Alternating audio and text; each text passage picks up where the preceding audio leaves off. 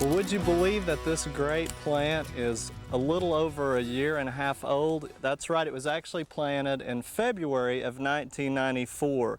And we've already got it trained to at least a 2-arm system, and look at the fruit load on it. Now, most people don't think of pruning grapes in the summertime, and especially on a new planting, I would encourage you to do that. And the way to do it is, remember, if you have fruit set, it needs foliage to help produce the food to feed and increase the size of the berries. But one thing that you can look at is if you're getting arms that are coming out like this that are in the way, look at where the berries stop and then go out about 6 inches past that and just go ahead and trim that off. And again, you've still got plenty of foliage to feed the berries, but where we're really noticing a big increase in size is on the arms. Now, people really have a hard time pruning grapes in the winter, let alone the summer.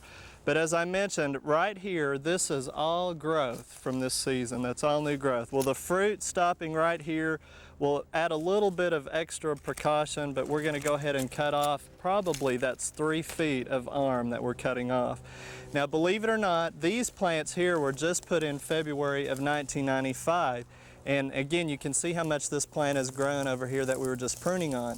Now, we want a central leader to go up to the top, and then when we get it to the top, we tip it to force the arms. So we've let it get established. Now we're gonna have to do some very severe pruning on it.